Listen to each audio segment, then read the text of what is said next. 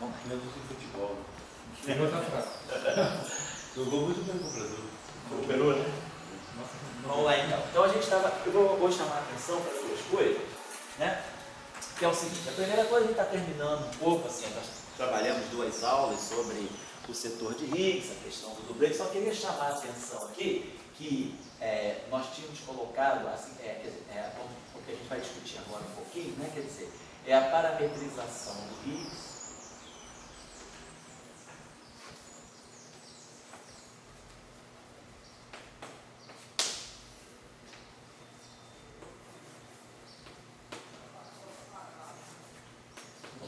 Versus a simetria SO2.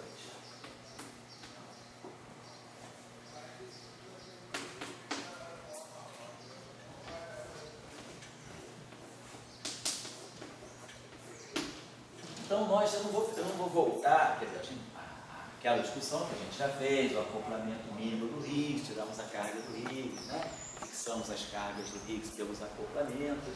Então eu não vou agora querer voltar a botar derivado do problema. Vocês já viram, discutimos quebra espontânea da simetria, discutimos a questão do dublete de Higgs, né?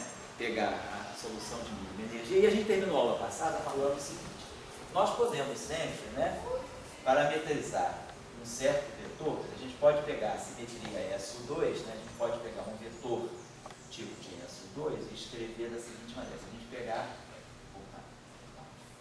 se a gente toma um certo vetor, um vetor complexo qualquer, vamos chamar assim um vetor V1, V2, onde V1 e V2 são componentes complexos. É um dublete de SO2, temos um dublete de SO2.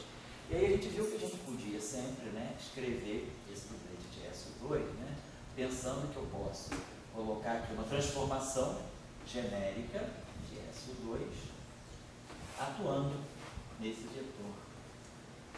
Assim, aqui nós temos 3 componentes, né? Temos as 3 componentes, temos os 3 parâmetros reais aqui, e a gente pode então, sabendo que se a gente escreve essa transformação de SO2 atuando nesse vetor, a gente pode obter um vetor genérico. Nós tínhamos trabalhado isso mostrando que uma representação é redutível se qualquer vetor é cíclico. Então a gente tinha visto, se a gente pegasse um vetor do tipo aqui 0, 1 e aplicasse as transformações de simetria aqui, a gente podia obter um vetor característico de SO2. Né? Estou lembrando da aula passada. Agora, nós tínhamos falado o seguinte: o campo de Higgs, né? Nós tínhamos visto que nós tínhamos adotado essa estrutura aqui em função, né, da quebra espontânea de simetria, e já sabendo que pelas atribuições de carga, nós tínhamos identificado que o dublete do Higgs, ele deveria, se nós fôssemos pensar na carga eletromagnética, que nós ainda não definimos, mas a gente sabe o tempo todo que as partículas que estão envolvidas, os campos que estão envolvidos, eles têm um conteúdo eletromagnético que nós sabemos. Então, pelo conteúdo eletromagnético que nós sabemos, nós tínhamos fixado que a componente superior do Higgs ela deveria ser carregada positivamente e a componente inferior do Higgs ela deveria ser neutra, nós chamamos assim. E aí nós tínhamos expandido, né, esse campo assim, da seguinte maneira. O φ a gente chamaria aqui assim, de um φ1 mais φ2. E aí, já sabendo que nós já tínhamos escolhido, sabíamos que é esse campo aqui que poderia tomar valor esperado no vácuo. A gente já tinha visto que o valor, o Higgs, né? O potencial fixa o módulo, mas a gente poderia ter componente aqui ou aqui. Mas aí a gente viu, se houver um valor esperado no vácuo, a princípio, eu estaria dizendo que o vácuo seria eletromagneticamente carregado, o que quebraria espontaneamente, quebraria simetrias, a simetria 1 eletromagnética. Quebraria, quer dizer, a simetria de conservação da carga. Então a gente sabe que o valor esperado no vácuo Higgs pode estar aqui.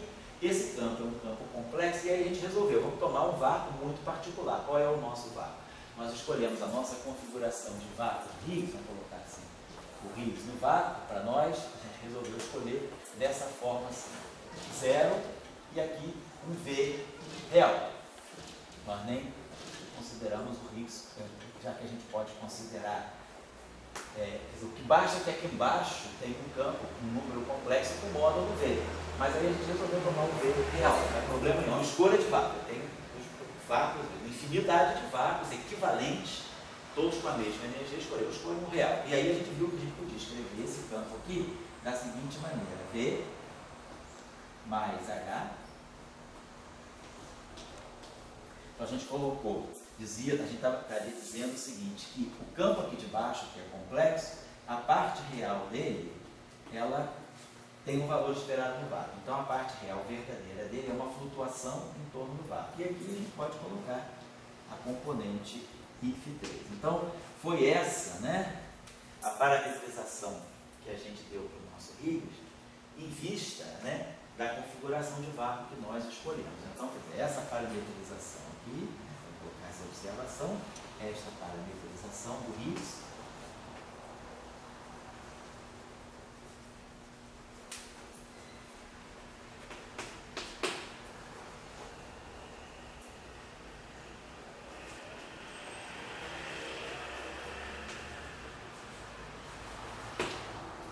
é compatível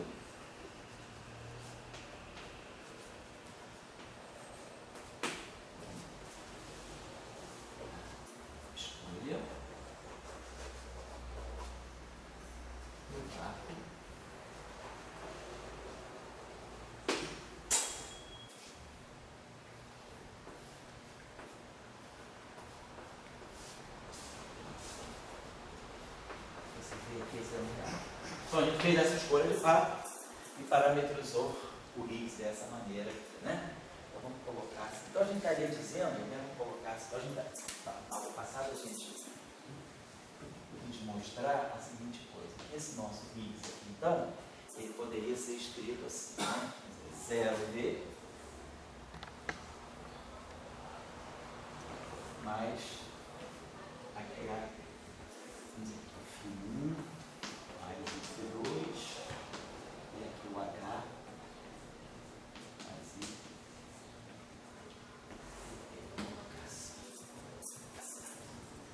Então o que a gente tinha pensou foi o seguinte: então nós podemos, né, guardar essa, vamos dizer, pegar essa componente aqui e tentar gerar o campo de Higgs a partir disso aqui. Então, a gente estava propondo, né? Quer dizer, então a proposta, então a nossa proposta foi essa aqui.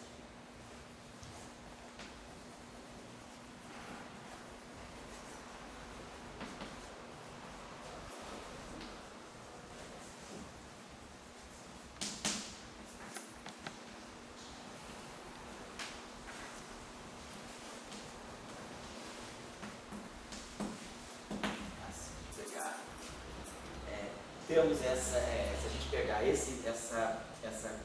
uma parametrização desse tipo assim, esse φ ser dado por exponencial de I, aqui a gente chamou os parâmetros, aí era conta, né? Vamos chamar esses campos aqui de psi-A, vamos chamar aqui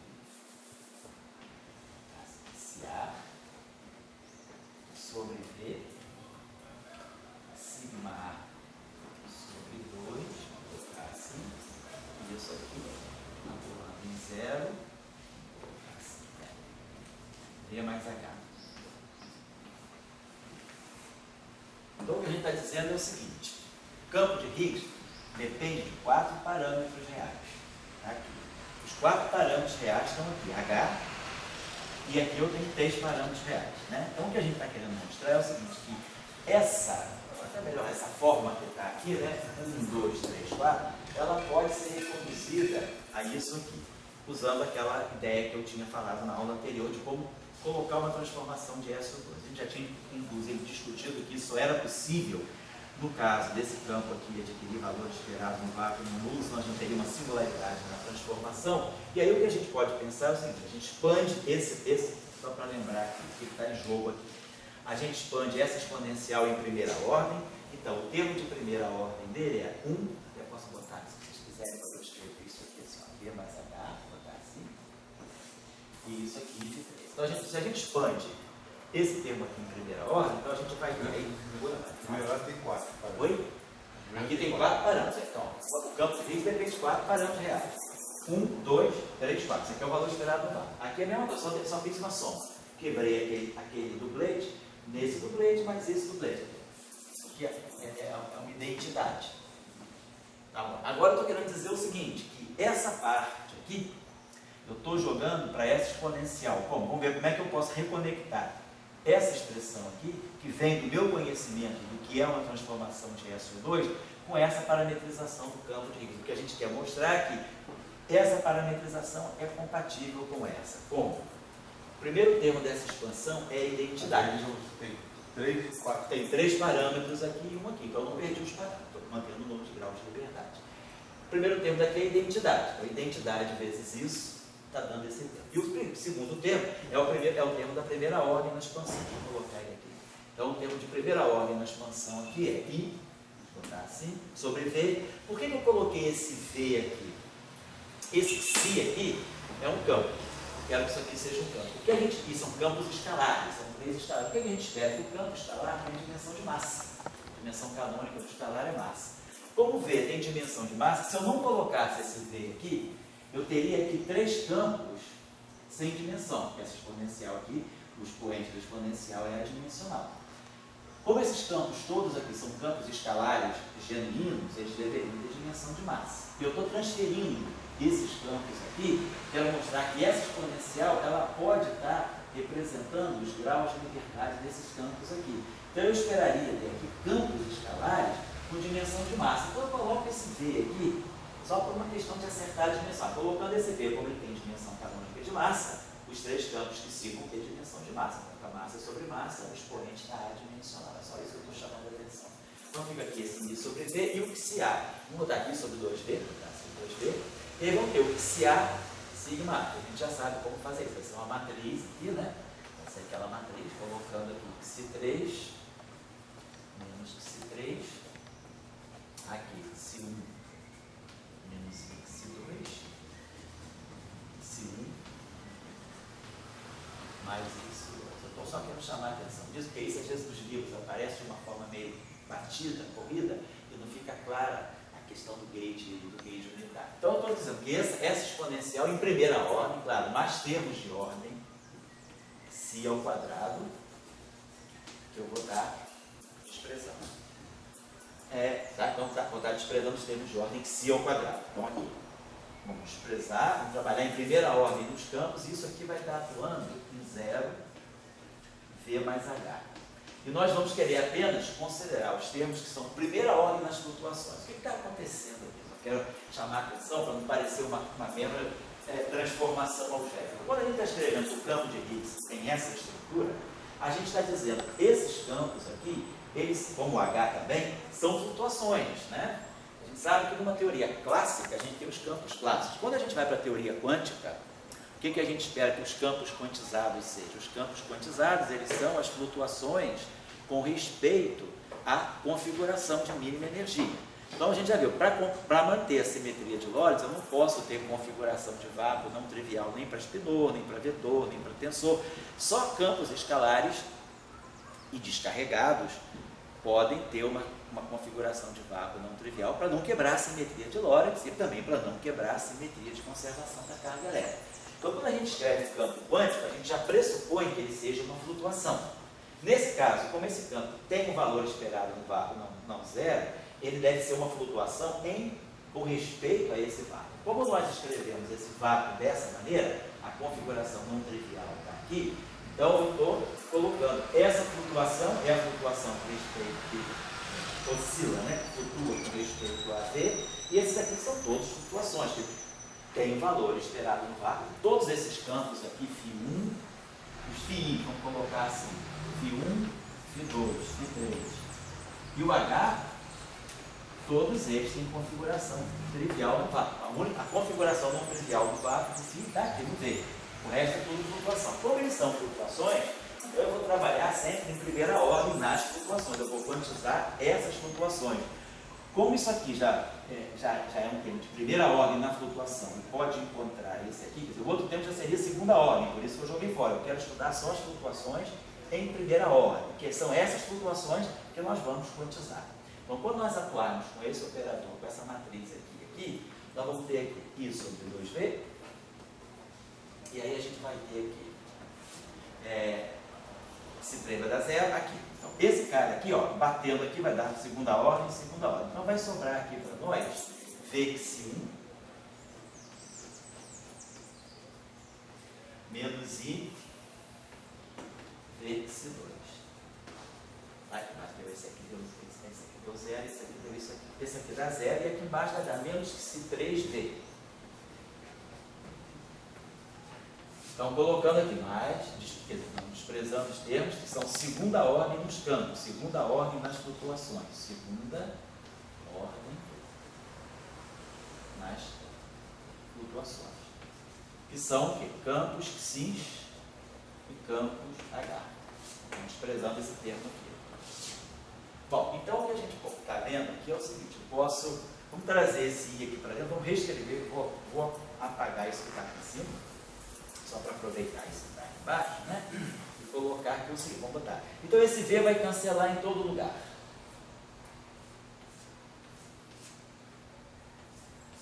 E vamos trazer, então esse dublete aqui vai ficar assim.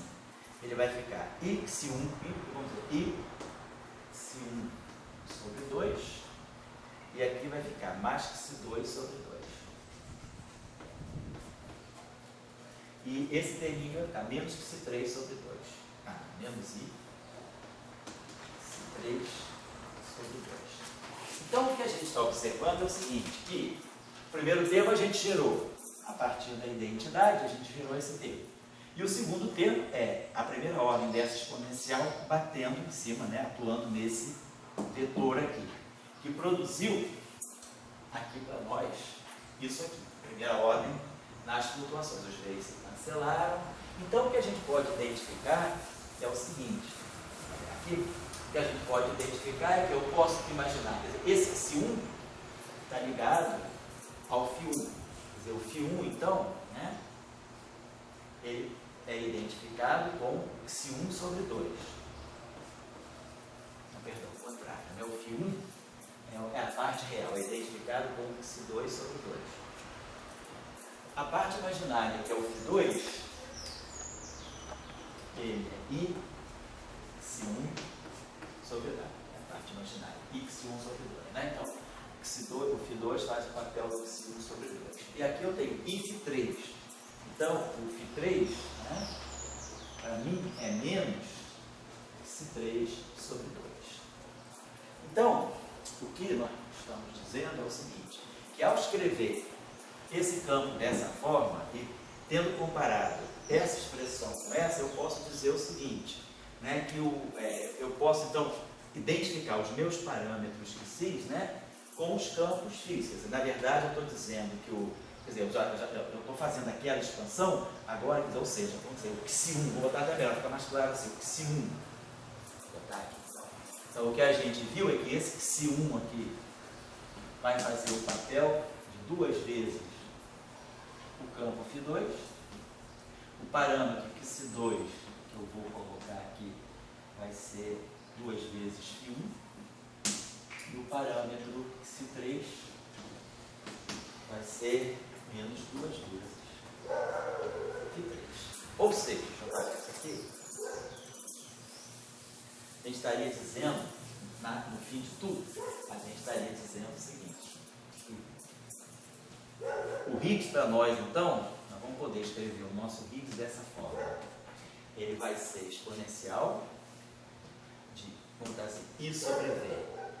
Então, aqui eu vou ter o fator 2, o fator 2 e o fator 2. Eu vou substituir os que daí vai cancelar com esse 2 aqui. Então, os dois vão se cancelar. Então, eu vou ter o seguinte. Isso aqui. Quem é o X1? O X1 vai ser o Φ2. E aí, Φ2 vezes a matriz sigma x. Ou a matriz de Pauli, sigma 1. Mas, aí vamos ter o X2 vezes a matriz de Pauli, sigma y. O 2, né? Já estou colocando aqui, que vai cancelar com esse 2. Então, eu vou ter aqui Φ1 vezes a matriz de Pauli, sigma 2.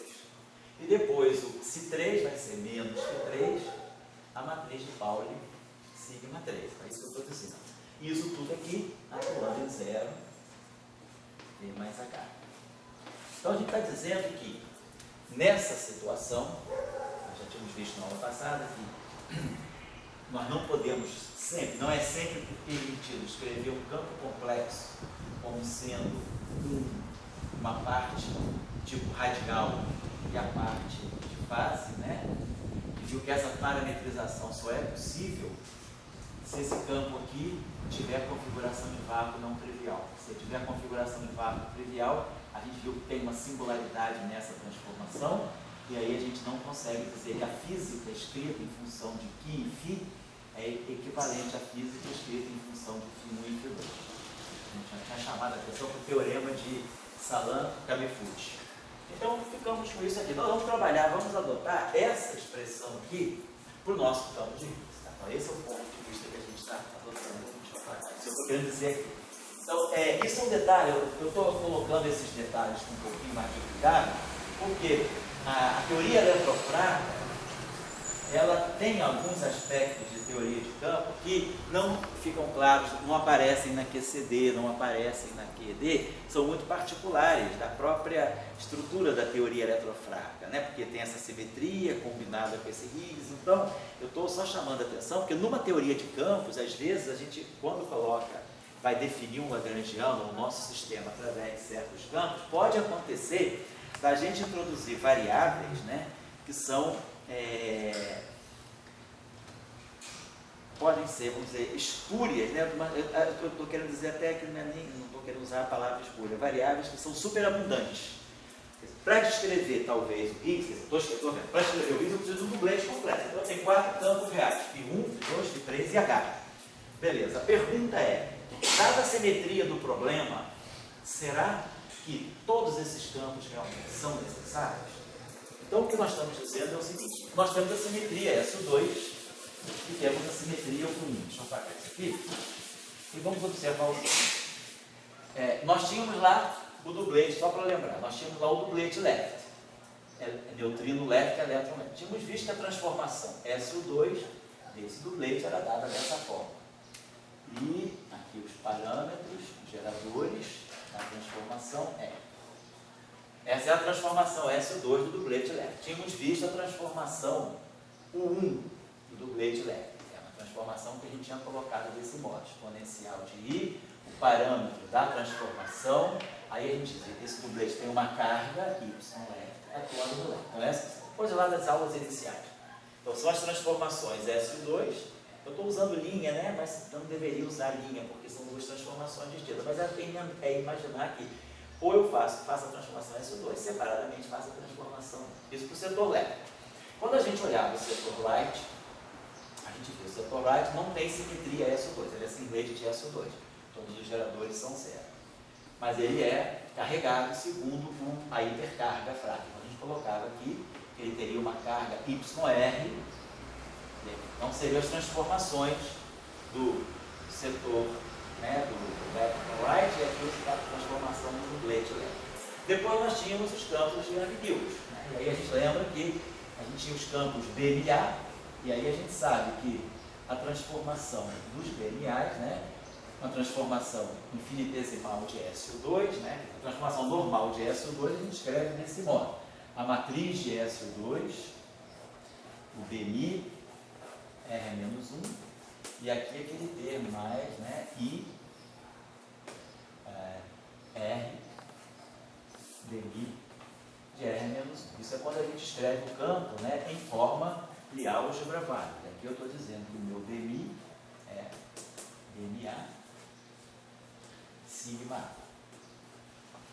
Mas se a gente quiser pegar a transformação infinitesimal de Young-Mills, a gente sabe, eu posso também passar essas transformações infinitesimais, que aí vai ser só delta L, vai ser I ômega sigma sobre 2L, delta L aqui vai ser I alfa Y, né? Vamos pegar a transformação infinitesimal aqui. Pego ali, pego aqui. Delta MA, padrão de Young-Mills. Tem aqui menos as constantes de estrutura do SO2, epsilon ABC, parâmetro ômega B, a BIC. E aqui a transformação menos DI ômega A. Então isso aqui são as transformações de SO2. Se a gente colocar aqui, né, o Belli em forma de matriz de Pauli, colocar aqui os L's, né, em termos das transformações S2. Aliás, aqui eu deveria ter escrito esse meu Belli aqui, em forma de álgebra velha, esse Belli aqui, que é BNA, sigma sobre 2. Então, colocando essa expressão do Belli aqui, colocando a transformação de SO2, que é essa aqui, e trabalhando em primeira ordem no parâmetro ômega, a gente chega a essa resposta aqui, que a gente já viu aí nos cursos, como é que a coisa aparece. É só um exercício simples de álgebra de Lie. Realmente, então temos a transformação disso aqui. Agora, vamos supor que eu faço uma transformação de SO2, então eu tenho a liberdade de gauge, a teoria é invariante de gauge, então isso me permite fazer transformações à vontade nos campos sem modificar o lagrangiano, sem modificar o hamiltoniano. Então, você pode sempre passar de um conjunto de campos L, R, BNA, YI, φ, para um outro conjunto de campos onde tudo é linha, porque o lagrangiano fica invariante. Então, nada me impede, como os parâmetros de gauge são completamente arbitrários, e aí que entra a chamada escolha do gauge unitário. O que é um gauge unitário? É escolher os parâmetros de S e 2, nós escolhemos os parâmetros, então como, né, temos liberdade, né, de gauge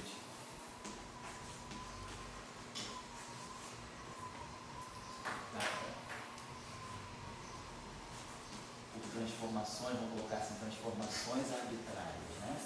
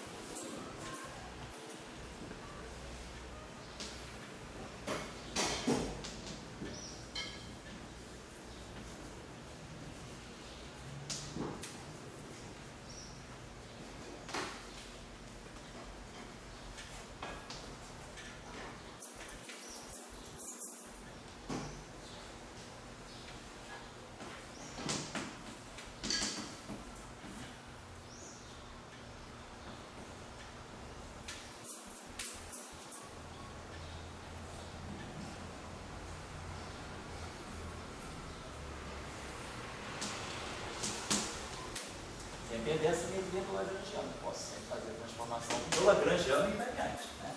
Então, a gente pode escolher, então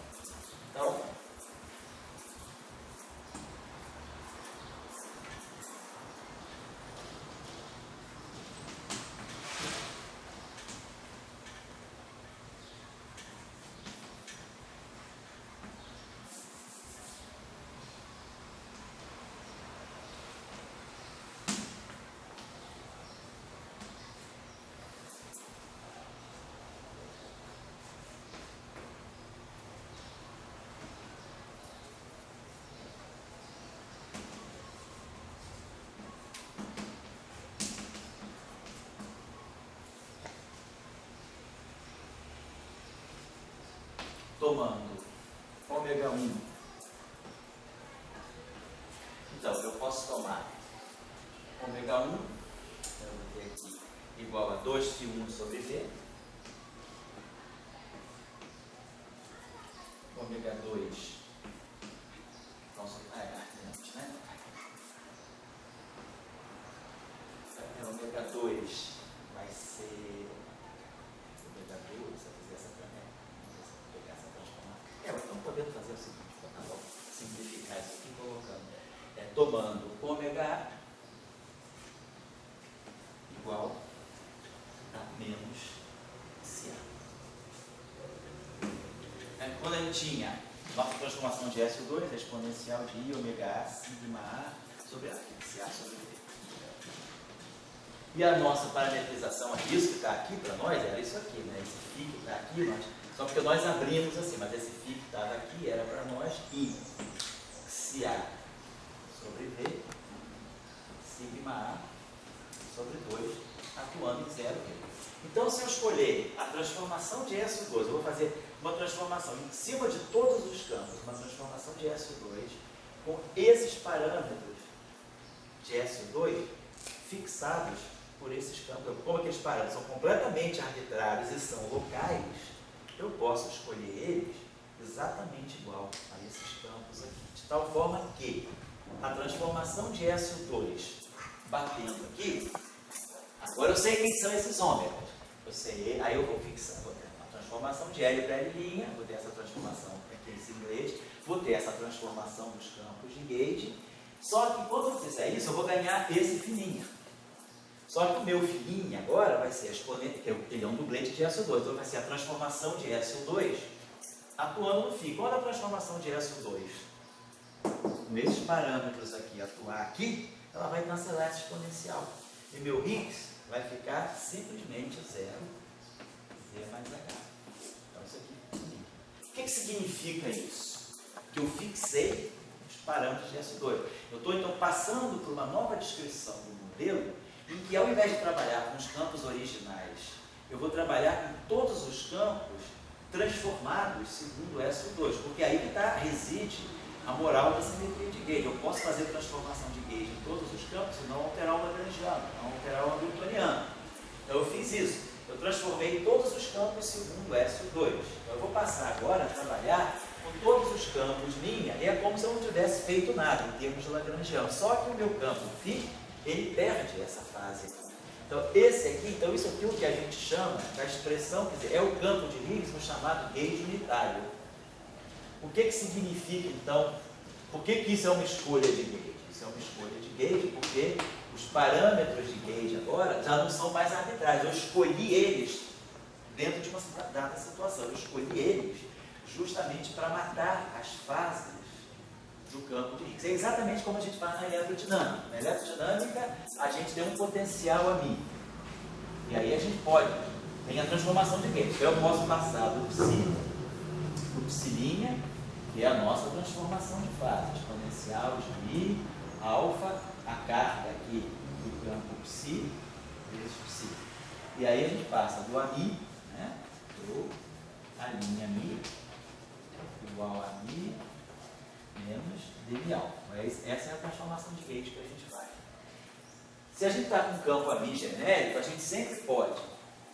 Se a gente tem um campo ami qualquer, de tal maneira que dmi ami é diferente de zero, a gente sempre pode passar para um ami tal que dmi a linha mi seja igual a zero. Como é que eu posso atingir isso? Basta escolher alfa. Lembra que aí ele pode escolher o alfa igual a D'Alembertiano menos 1 dmi. Se eu faço uma transformação, se eu pego a quadra de divergência aqui, a quadra de divergência aqui, é o que eu produzo D'Alembertiano de alfa. Se eu escolher alfa igual a D'Alembertiano menos 1 dmi a mi, eu cancelo isso com isso aqui dá dmi a mi igual a zero. Então eu posso sempre passar para essa configuração. Então eu posso trabalhar sempre com campo de gauge transformado assim, e o que eu fiz, né, ao fixar esse alfa, foi simplesmente passar de psi para psi'. Então, ao invés de trabalhar com L de ami psi, que é igual a L de a linha mi psi', eu vou esquecer isso e vou trabalhar dessa forma aqui, porque agora eu sei que dmi a linha mi igual a zero, ou seja, eu estou trabalhando agora com o lagrangiano, que é invariante, só que agora com um gauge fixado. A linha mi, a mi já não é qualquer, a linha mi dmi igual a zero. Então, simplesmente a gente depois tira linha, já que todos os campos estou trabalhando nessa situação, eu esqueço linha, né? Então, agora eu vou passar para essa situação com dmi a mi igual a zero. Então, é como se eu tivesse dmi a mi psi, dmi a mi igual a zero. É o que a gente chama de fixação do gauge. Fixei aí o gauge covariante, de Lorentz. Então, o que nós estamos fazendo aqui... Opa, fala aí. A questão da simetria, né? É. Quer dizer, a simetria, vamos dizer, é que a gente recebe um tapete e borda como você quiser. Uhum. Como for possível, segundo a simetria. Mas o que é assim, é diferente. Ali você botou alfa na QID, igual a D'Alembertiano menos 1 dmi a mi. Aqui você coloca os alfas, que são os ônibus, né? Igual a campos. Isso. Então é isso, vamos lá. Aqui também eu estou colocando igual a campo, porque de mi a mi, no fundo, eu estou dizendo que se alfa é da Lambertiana menos 1, de mi a mi, eu estou fixando alfa não diretamente pelo campo, mas por um operador de derivada atuando no campo, né? Então, esse é um fato, então, assim, um pouquinho diferente que a gente vê na teoria eletrofrágil, né? A teoria eletrofrágil tem esses aspectos interessantes novos que a QD não mostra, nem que a QCD. É que eu poderia fixar o gauge impondo aqui dMA igual a zero, mas a gente tem à disposição o campo de Higgs. Então, ao invés de fixar o gauge no campo vetorial, eu vou fixar o gauge no campo de Higgs. Se a gente não quiser fixar o gauge pelo campo de Higgs e trabalhar no gauge unitário, a gente vai trabalhar no chamado gauge RC. Que nesse curso aqui eu não vou fazer, porque está feito nos outros cursos. O curso em que eu fiz o gauge tem um curso de eletromagnetismo, que a gente faz o gauge RC, eu dei a referência para vocês. Era a aula 13 e 14, do curso, eu acho, de 2014 ou 2015, não me lembro. E nos cursos de teoria eletrofrágil de 2011, 2012, eu fiz aulas especiais só sobre o gauge RC, que ao invés de escolher os parâmetros de gauge para deixar o Higgs limpinho dessa forma, que é o chamado gauge unitário, a gente impõe a condição de gauge, de novo, tipo um gauge de Lorentz, nos campos não abelianos. Então eu posso também, ao invés de fazer isso, escolher o gauge em que eu vou fazer o análogo do que eu faço naquele gauge. É pegar dMi, dMA, igual a zero. Eu estou escolhendo, vamos dizer, o gauge covariante, ou o gauge Lorentz, para SU2. É a mesma coisa. Só que eu não estou fazendo isso. É mais conveniente para nós, porque a gente limpa o campo, e a gente está mostrando o seguinte, quando esses campos flutuam, né, as flutuações do Higgs, elas têm um caráter que também não é, da mesma forma que a parte longitudinal do campo de gauge não é física, pode ser eliminada pela simetria de gauge, as fases do campo de Higgs também podem. Então eu limpo mais o setor de Higgs e vou trabalhar aqui com o Higgs usual, o Higgs que sobra, que é esse campo aqui. Então é mais simples a gente trabalhar nesse chamado gauge unitário, mas não significa que é a única possibilidade. Quando a gente quer mostrar que a teoria é renormalizada, eu estou diante de uma teoria que quebra espontânea de simetria. Então, em 71, Topf e Velcro mostraram que teorias de gauge não abelianas também são renormalizadas. Aqui o que eu tenho é uma teoria de gauge não abeliana, só que com quebra espontânea de simetria. A pergunta é, a quebra espontânea de simetria pode atrapalhar a renormalizabilidade?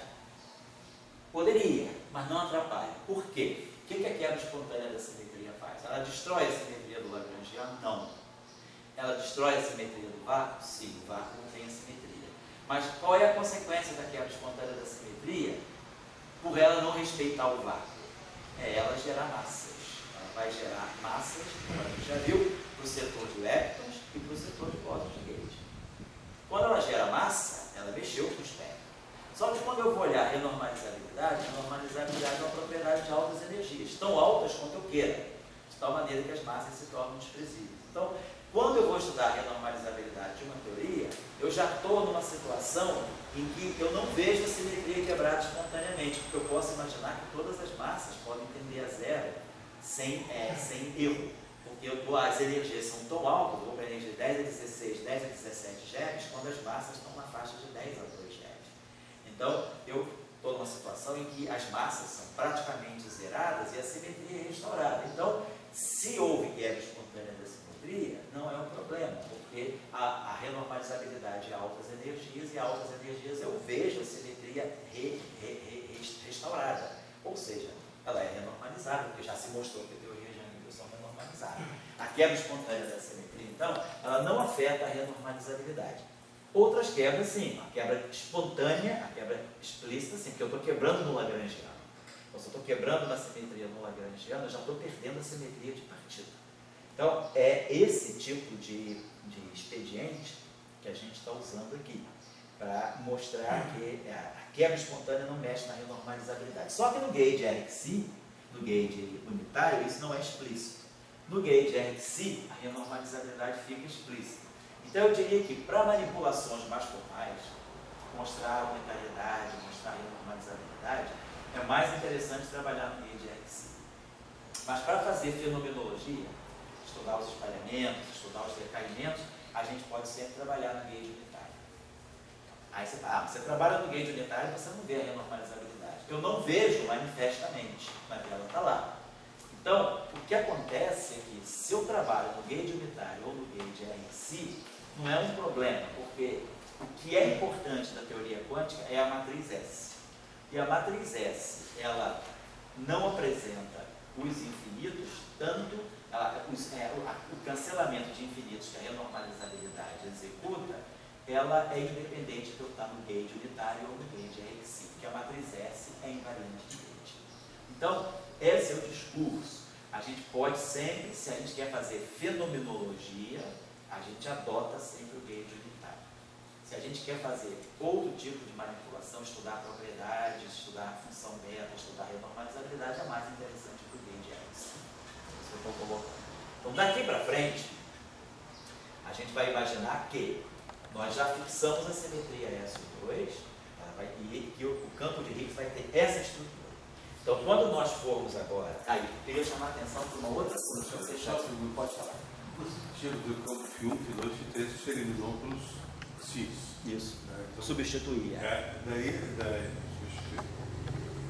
pergunta que é a seguinte, quer dizer, você tirou o S2 e só ficou com 1. Por enquanto, essa fixação de gauge é uma fixação de gauge que quebrou o SO2. Que fixou o SO2, mas ainda não fixei o parâmetro do Quer dizer, mas você começou com uma simetria SO2 e 1. Isso. Agora você comeu os 3 parâmetros do SO2. Mas daí você só ficou com 1. Só fiquei com 1. Isso. Eu só fixei o gauge aqui, no gauge unitário, eu estou fixando o gauge SO2. Estou fixando, eu escolhi os 3 parâmetros de SO2, né? O ômega 1, ômega 2 e ômega 10. Eu escolhi os 3 parâmetros de SO2, mas deixei o alfa está intocado ainda. Mas aqueles 3 parâmetros, quer dizer que a simetria SO2 fosse. Isso. Porque a pergunta que sempre tem é, digamos, se o modelo universal, na verdade ele é a gente faz uma série de, aqui tem, vamos chamar assim, um contorcionismo. Sei. Mas você já agora já está... entendi o que você está falando. Se na verdade o que sobra é 1, no final do tudo, o que vai sobrar é o 1 eletromagnético. A gente, por enquanto, tem o SO2, o 1 de hipercarga. Ainda vão mostrar que sobra. Você já está com 1. Vamos... No lado esquerdo do quadro está com S2 e 1. Isso. E no lado direito do quadro, eu pergunto, se você não está, na verdade, só com 1. Aqui, não é que eu esteja só com 1. Eu usei a simetria de gauge SO2. Foi a simetria de gauge SO2, por ela existir, que eu pude chegar a essa configuração. Perfeito. Mas eu fixei os parâmetros. Então, eu fixei, então o que eu tenho aqui agora fixei o gauge de SO2. Mas ainda não fixamos o 1. Então, o gauge de 1 ainda está em aberto. Eu não fixei, eu não escolhi alfa ainda. Então, eu deixei por enquanto, eu fixei só o gauge do SO2. Depois, claro, a gente vai poder fazer isso aqui, pegar o dmi, YI igual a 0, fazer o gauge de Lorentz para ele, mas eu não fiz isso aqui. Mas a minha pergunta é o seguinte, eu falei que eu sou um cara que sou matemático, sou teoria de grupo. Então você diz lá, tem S2 e 1. Eu vejo lá, tem o alfa e tem o ômega A. Isso. Tudo bem. Agora aqui, eu já não vejo o ômega A. Isso. Eu só vejo o 1 no lado direito. Então, para mim, de teoria de grupo, eu pergunto, você só teria... Mas esqueça que você tem isso aqui ainda, ó. Isso que eu queria falar agora. Você tem a variação desse campo. Vamos só chamar a atenção aqui da seguinte coisa. Deixa eu chamar a atenção aqui. Deixa eu botar aqui. Peraí, deixa eu ver como é que eu posso. Vamos fazer o seguinte. Vamos apagar isso aqui. Então, esse ponto aqui agora é crucial. Vamos chegar lá. É o seguinte. Vamos voltar aqui um instantinho. O nosso campo de Higgs estava escrito assim. Vamos botar assim. Φ exponencial. E aqui a gente botou se A sobre V. Sigma A sobre 2. Vou botar assim. V mais 0, V mais H. Esse aqui é o nosso campo de Higgs. Deixa eu apagar isso aqui. Ou, ele tinha escrito também desse modo aqui, φ1 mais φ2, V mais H mais φ3. Vamos dizer que a gente tem isso aqui. Temos isso aqui. Ainda não fixei, estou voltando um pouquinho atrás. Vamos fazer uma transformação de SO2. Ainda não estou comprometido de fixar os parâmetros ômega pelos cis. Vamos pegar e fazer uma transformação de SO2 infinitesimal aqui. SO2, transformação. Esse delta aqui é segundo SO2. Então vai ser I, tá lá, aquela exponencial, I, ômega A, sigma A sobre 2, atuando no φ. É a transformação de fase, né? Essa transformação de fase aqui atuando no φ, que é um dublete de SO2. Fizemos essa transformação aqui. Vamos escrever isso aqui da seguinte maneira. De novo, né? Botar aqui I sobre 2. Vamos botar aqui os parâmetros. Então, nós vamos ter aqui ômega 3 menos ômega 3. Ômega 1 menos I ômega 2. Ômega 1 mais I ômega 2. E aqui a gente vai ter φ1 mais I φ2, V mais H, mais I φ3. Estou fazendo uma transformação infinitesimal ainda nessa parametrização, para ficar mais límpido, uma ideia que eu quero mostrar a vocês. Isso que a gente fez está feito, a gente vai retornar a isso depois, mas eu queria, antes disso, talvez eu pudesse ter feito o que eu estou fazendo agora, que pode ser mais ilustrativo.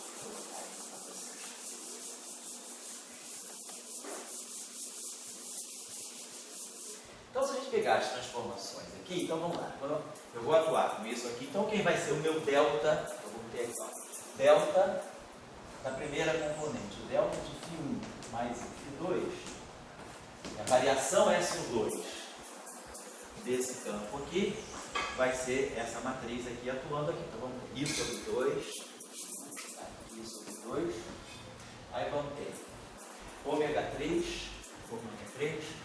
φ1 mais φ2. Mais I sobre 2. Aí, ômega 1 menos I ômega 2.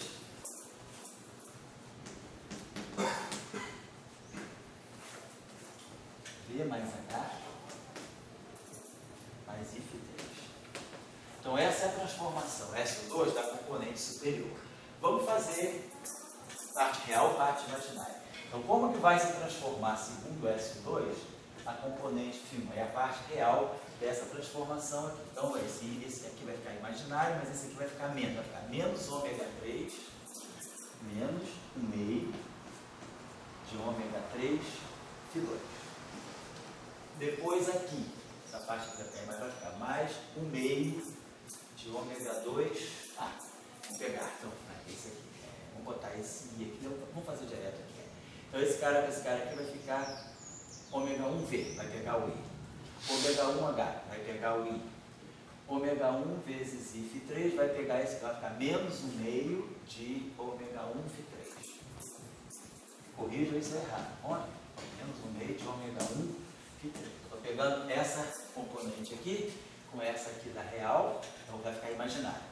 Essa com essa aqui dá puro imaginário. Vai ficar I com I dá menos 1 meio de ômega 1 φ3. Agora, esse carinha com esse carinha aqui vai ficar mais 1. Vai ficar 1 meio.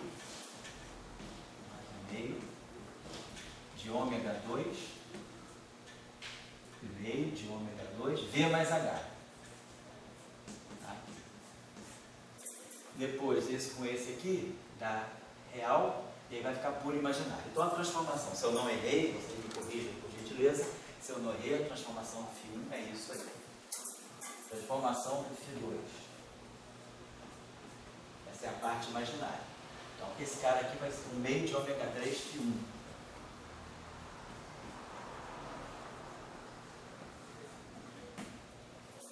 A parte imaginária vai real. E esse cara aqui está imaginário. Com esse cara aqui vai ficar mais 1 meio de ômega 1 V mais H.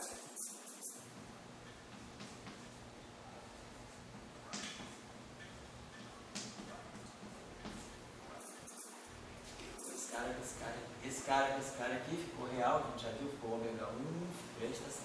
E depois, esse aqui com esse aqui ficou real, que eu botei até aqui, né? Agora, esse aqui com esse aqui dá puro, mas dá real, fica então ômega 2 por 3, mas aí vai ter esse aqui, vai ficar mais um meio de ômega 2 por 3.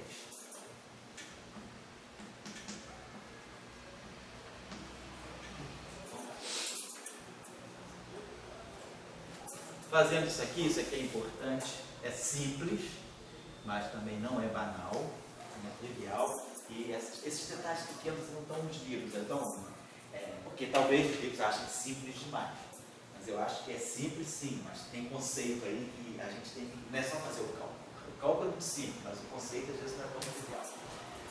Bom, então fizemos a transformação do φ1, fizemos a transformação do φ2, nós estamos vendo como as componentes individuais do Higgs se transformam segundo SO2, sabendo apenas que eu tenho a quebra espontânea da simetria, mas não fixei gate ainda, para justamente chegar antes do Tudor até perguntando. Não tem gate, não estou me preocupando ainda com fixar o gate.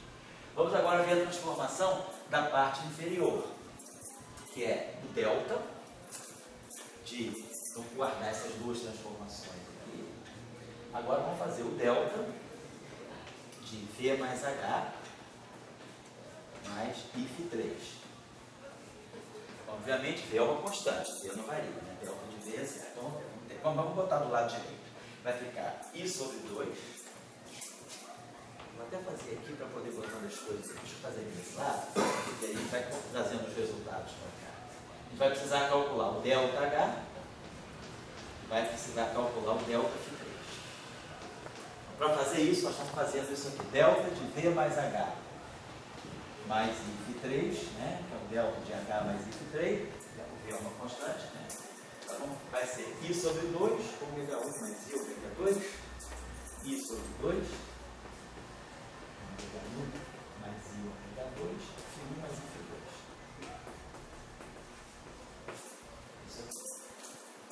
Isso aqui vezes isso. Menos ômega 3, menos I sobre 2, né? I sobre 2 aqui. Ômega 3, V mais H mais IF3. Então vamos ver quem é o delta H. Delta H é a parte real.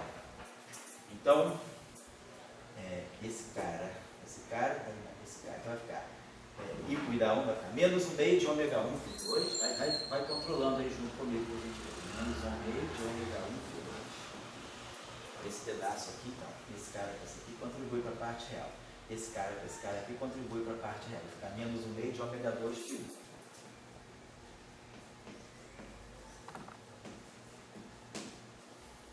Então, parte real, a gente tirou tudo daqui.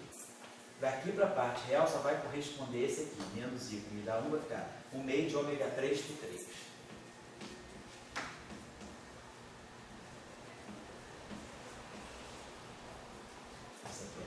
Agora vamos ver a parte imaginária, a variação do Φ3. Então, vai ficar 1 meio de ômega 1 Φ1.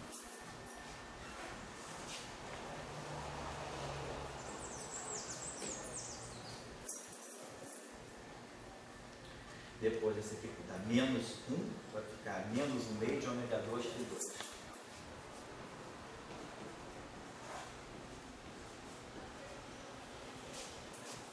Depois aqui vai ficar menos 1 meio de ômega 3.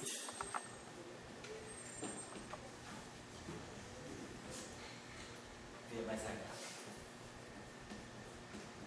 Muito bem. Posso?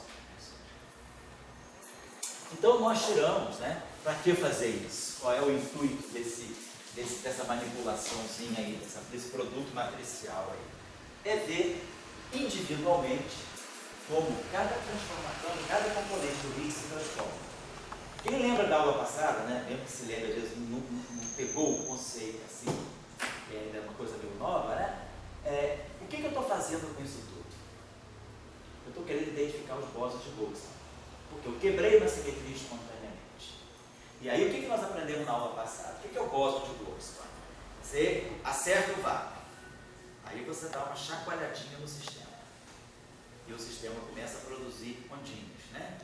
O que é o bóson de Boltzmann? O bóson de Boltzmann é justamente a deformação, é a propagação que vem a partir, né, da minha perturbação em torno do vácuo. Quem é o bóson de Goldstone? O bóson de Goldstone é justamente aquela componente que vai ter comprimento de onda infinito e que vai ser gerada pela estrutura de vácuo. A gente identificava na aula passada que o bóson de Goldstone é aquele campo, né? Vamos colocar aqui o Goldstone. É aquele campo que aparece como o parâmetro da transformação vezes o valor esperado do vácuo, vezes a estrutura de vácuo. Se a simetria é global, isso aqui é uma constante. Então é como se eu perturbasse o sistema e aparecesse uma perturbação, um comprimento de onda constante, que daria frequência zero, corresponderia a uma partícula de massa zero. E se essa simetria fosse local, a gente fala, se é local tem campo de gauge. E a variação do campo de gauge é o dmi alfa. Então, se a simetria é local, a onda, quando eu perturbo o sistema, eu não vou gerar só o bóson de Goldstone, eu vou perturbar o sistema, o escalar vai produzir a sua ondinha, mas o campo vetorial também vai ser perturbado, ele começa a se propagar. Só que a propagação dele está toda na parte longitudinal, a perturbação que é gerada é longitudinal. E ela exatamente incorpora o bóson de Goldstone no lugar do alfa eu tenho isso. Então, o bóson de Goldstone, ele se aloja na parte longitudinal do campo de gauge. Então, aquela ondinha que é produzida, o bóson de Goldstone, quando ele ia se propagar, o campo vetorial também se propaga e a parte longitudinal dele absorve, e aí o que eu vejo, eu perco o Goldstone e vejo só a parte longitudinal do campo se propagando, que é justamente, se ele ganha parte longitudinal, ele ganha massa. Então, isso é o mecanismo de Higgs. Então, é isso que está acontecendo. O que eu fiz na aula passada para a gente entender essa situação? A gente teve que identificar o bóson de Higgs. Para identificar o bóson de Higgs, eu preciso olhar para as transformações do campo que quebra a simetria. Então, nesse caso, o campo que está quebrando a simetria para mim é o φ. Então, vamos olhar o campo φ, mesmo que a simetria não fosse ainda, a simetria o tempo todo para nós aqui é local, mas estou ainda olhando para mim, a esse ponto, para esse cálculo aqui, não me interessa se a simetria é global ou local. Eu fiz uma transformação de SO2 em cima do campo que quebra a simetria. Então, agora, vamos olhar isso aqui. Vamos imaginar que, qual é a minha situação de vácuo? A minha situação de vácuo é assim, eu tenho um campo φ1, quer dizer, o campo de Higgs é isso aqui. φ1 mais φ2, V mais H mais φ3. Qual é a configuração de vácuo? Campo de Higgs no vácuo. É 0, V mais H. Então imagina que eu estou na situação de vácuo, situação de mínima energia, então o campo φ1 vale 0, o campo φ2 vale 0, o campo H vale 0, quer dizer, a minha situação de vácuo é essa aqui, perdão. O H vale 0 e o φ3 vale 0. Então, na situação, se eu perturbar em torno do vácuo, se eu quiser perturbar em torno do vácuo, na verdade eu não está fazendo isso. Eu vou querer ver quem é o delta φ1 a partir da transformação do vácuo. Então, isso aqui assim. Assim, tá vendo? Então, quem vai ser o delta φ2? Eu estou partindo, eu quero ver qual é a variação da configuração de vácuo. Eu estou pegando aqui a variação da minha configuração de vácuo.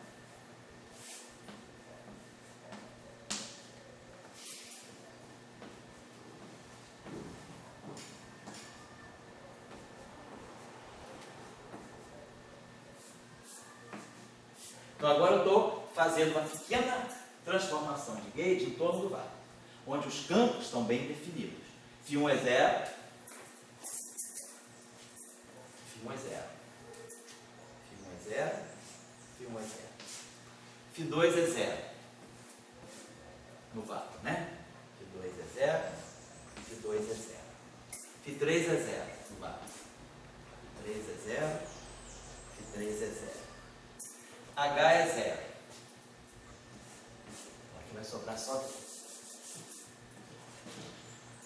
H é 0. Então aqui vai sobrar só V. E H é 0. Aqui vai sobrar só V. O que está aparecendo para mim quando eu perturbo o vácuo? Está me aparecendo um campo, uma variação delta φ1, que é menos 1/2 de ômega 1. está aparecendo um delta φ2 vezes V, claro, né? É um meio de ômega 2 vezes V.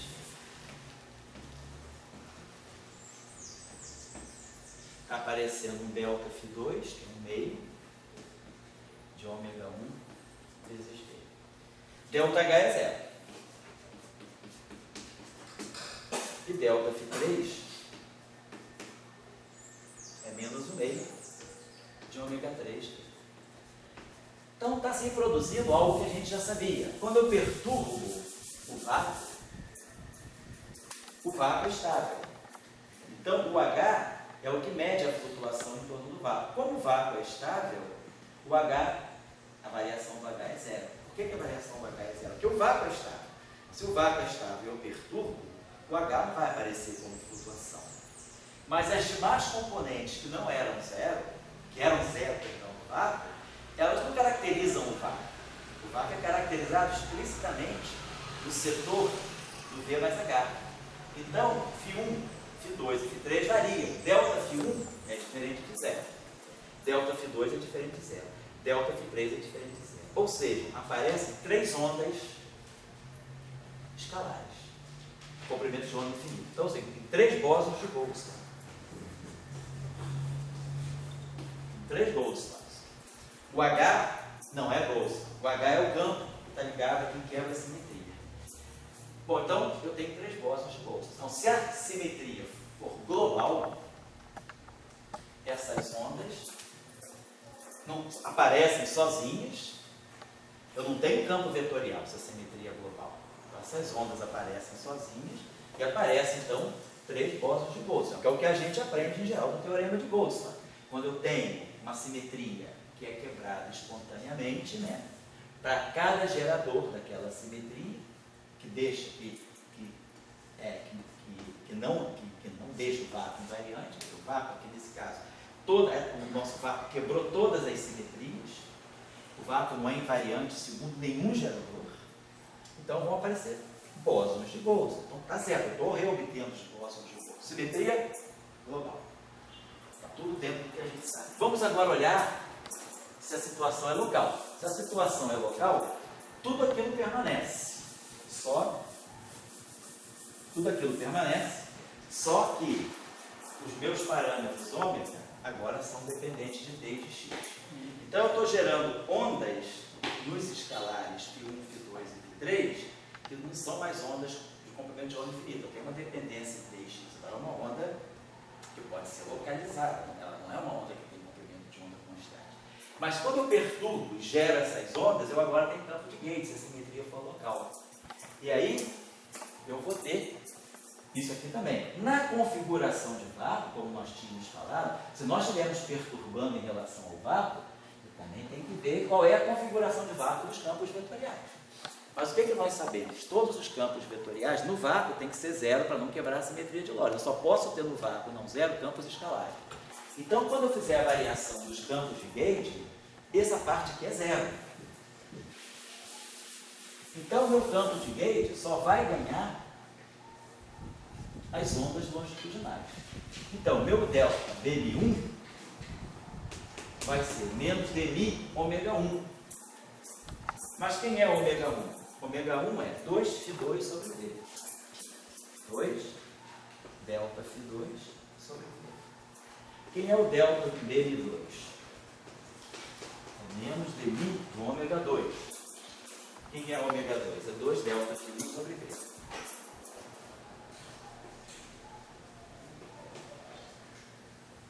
E depois eu vou ter um delta dm3, que é menos dmi ômega 3, que é 2 delta f3 sobre V.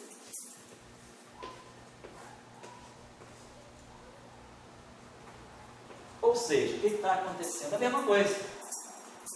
As três perturbações escalares estão se propagando. Mas aí o campo de Gauge também está ondulando. É como se, sei lá, a onda pegasse o surfista, né, e carregasse. Vem a onda e os bósons de Goldstone, né, passam a ser os surfistas, né, que estão sendo levados pela onda. Eles entram, os três bósons de Gauge se alojam exatamente na parte longitudinal do campo vetorial. Então, campo vetorial com parte longitudinal tem que ganhar massa, pela simetria de Poincare. Então, o que está acontecendo agora, quando a simetria ficou local? Os três bósons de Goldstone desaparecem e se alojam na parte longitudinal dos campos de Higgs. Claro, o H não se aloja, o H está sozinho, porque ele não gera bóson de Goldstone. É a flutuação, quer dizer, aquele campo que quebra a simetria, ele nunca vai ser o bóson de Goldstone. É ele que vai, a partir dele que vão sair os bósons de Goldstone. O campo que quebra a simetria, ele é o que propicia os bósons de Goldstone, mas ele mesmo não é o bóson de Goldstone. Então ele sobra. Por isso que o campo H, nós não tinha detectado o Higgs no LHC, né, Dória? Não tinha detectado o Higgs no LHC. Né? Então, para o Dória, o bóson de Higgs também está surfando numa onda, não pode ter sido detectado. Mas, vamos dizer que no folclore aí do modelo padrão, na tradição do modelo padrão, quem sobra é o bóson de Higgs que vai sobrar no espectro, que é o H. Então, se tem esse bóson de 125,3 GeV, é a flutuação correspondente ao H. Esse campo ficou.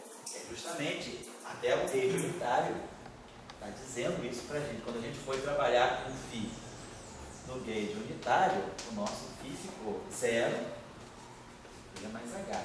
Então, o único campo que sobra para contar a história do setor de Higgs é o próprio H, que é o neutro, é o Higgs neutro, é o H real.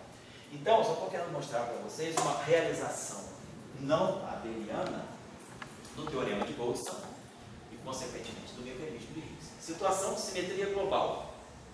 Os bósons de Goldstone ficam, são partículas físicas, são ondas físicas. Graças a isso, a matéria condensada tem fono. E tem outras perturbações também, tipo magnos, por exemplo. Então, muitas das perturbações da matéria condensada, elas são bósons de gauge, são bósons de Goldstone de simetrias que são quebradas espontaneamente. Agora, para nós aqui, se a simetria ficou local, então a simetria local, ela transfere os bósons de Goldstone que iriam se propagar sozinhos e a onda vetorial que sai junto quando eu perturbo o sistema, ela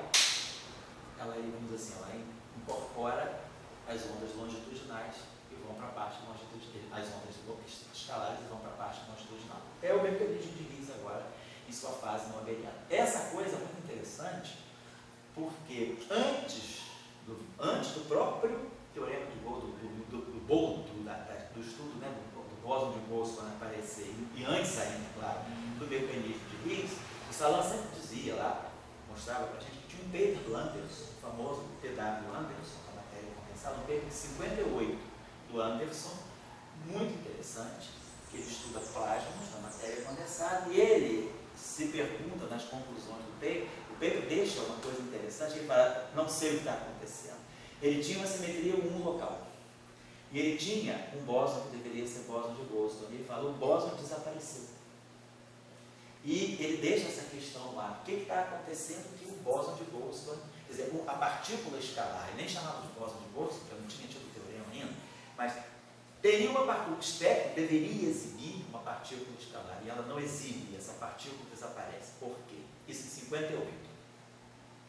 Em 63, Salan, Weinberg e Goldstone, juntos, escrevem esse Physical Review Day, que é magistral, que é quando faz a primeira, assim, bem demonstrado o teorema de Goldstone, o mecanismo de quebra espontânea da simetria, numa teoria de campo relativístico. Então, dessa época, o Weinberg fazia o postulado lá no Empírico com Salan, e o Goldstone era inglês, estava lá e fizeram esse trabalho juntos. Aliás, foi um dos poucos trabalhos que o Goldstone fez. O Goldstone publicou poucas coisas, mas coisas boas. Né? E aí esse trabalho saiu. Isso em 63. Né? Daí eles começaram, Salan conhecia bem o paper do Anderson, e aí a motivação foi ver a coisa na simetria local. E aí eles falaram, por que o Anderson perdeu a partícula escalar que ele deveria ter? Porque ele não conhecia ainda essas coisas não eram conhecidas, mas na verdade por quê? Porque o Anderson tinha simetria local no trabalho, no sistema que ele estava estudando. E foi a simetria local que engoliu o escalar, a excitação escalar que o Anderson pensou que o sistema deveria se apresentar. Então, ficou claro, mas aí o que o Salão gostava de dizer é que esse paper do Anderson é um paper precursor. Ele não entendia por quê, mas o que estava acontecendo ali já era mecanismo fixo. Então, só mostrei para vocês aqui. Então, sempre que vocês quiserem procurar o bóson de Bose, não é que vocês estão numa situação, num modelo que vocês criaram, numa teoria que vocês estão desenvolvendo, e você queira, por acaso, você tem quebra espontânea de simetria, e você queira saber onde estão meus gols, ou para onde eles vão, se eu tiver campo vetorial. A primeira coisa que fizeram é o seguinte: pega o setor que quebra a simetria espontaneamente, pega os escalares que quebram a simetria espontaneamente, estudem as transformações de gauge desses escalares. Como a gente fez aqui, tiramos as expressões completas. E agora, particularizem essas transformações a partir do vácuo. A gente pegou a variação que os campos vão ter a partir das suas respectivas configurações de vácuo. Aí, aonde aparecer um delta campo diferente de zero, esses aqui vão ser os bósons de Goldstone. Aí vocês identificam, tem bóson de Goldstone nesse campo, tem bóson de Goldstone nesse campo, não tem nesse, tem nesse. Vocês identificam o espectro de bósons de Goldstone. E depois, se a simetria for local, vocês também levem isso para o campo vetorial. E vejam exatamente onde cada bóson de Goldstone vai se alojar. Então a gente viu aqui que o φ1 se aloja no Dn2, o φ2 se aloja no Dn1 e o φ3 se aloja no Dn3. Então a gente identificou, ficou tudo claro, ficou limpinho, não estou perdendo informação nenhuma, e mais ainda, eu estou controlando, estou sabendo. Isso aí, quer dizer, a perturbação a partir do vácuo. Então isso aí agora você perturbou o vácuo. O sistema estava paradinho na posição de equilíbrio. O que você fez? Você deu uma sopradinha nele e ele começou a flutuar. Você fez uma perturbação em torno do vácuo e aparecem essas ondas, que são as ondas de Goldstone, ou a onda de Higgs, né? Ela é uma perturbação que é gerada a partir de uma flutuação em torno do vácuo. Certo? Mas está ótimo. Agora, eu estou perguntando, aqueles os ômega 1 no HWCVT, ali agora, na transformação do Belinha. Isso. Isso aqui foi zero, porque eu zerei aquela parte das constantes. Eu tinha isso aqui. O geral é isso aqui, uma transformação infinitesimal. É menos as constantes de estrutura, FBC, né? Aqui os parâmetros, VC, aqui o menos ômega. Como eu estou perturbando isso aqui em torno do vácuo, e eu sei que todos os campos vetoriais têm que ter valor esperado no vácuo diferente igual a zero, então isso aqui só sobra. Então essa é a perturbação que eu gerei a partir do vácuo. Tá? E aí aparece essa... Mas quando você tiver essa fórmula genérica sem isso aqui. Sem isso aqui. Deixando isso aqui. Você vai ter esse ômega, já vai ter, esses ômegas que aparecem já vão ser φs. Vão ser φs, isso. Então, quer dizer, quando você tem agora essa transformação desses dois, geral, elas são, os ômegas foram mortos e aparecem em termos de φs. Se você fixou o gauge, como a gente fez, o gauge unitário, aí os ômegas viram φs. Os ômegas só viram φs no gauge unitário. Se não tiver gauge unitário, ômega é ômega. Tudo bem. Eu só pergunto, quer dizer, agora a transformação do B vai no φ, né? Isso. Quer dizer, a transformação, quer dizer, a onda que seria a propagação do B, ela incorpora o φ. Quer dizer, você tem três φs surfando. Uma onda pega um, outra onda pega outra onda pega outra. Então, cada onda incorpora aquela flutuação longitudinal, aquela flutuação escalar que ia se propagar sozinha. Se não houvesse campo de gauge, eu ia ter três escalares se propagando. Com o campo de gauge, quando você perturba, você gera essas três ondas escalares, mas você gera as três ondas vetoriais, e as ondas vetoriais engolem as ondas escalares. É isso, aí fica uma coisa, ela se incorpora na onda escalar, na parte longitudinal.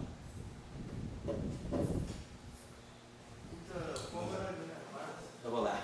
Aqui quando você fica com o dmi, estou tirando fora da onda escalar do vácuo. Isso. Dmi vai ser um conjunto de ômega 1, BM1, aquela coisa. Certo.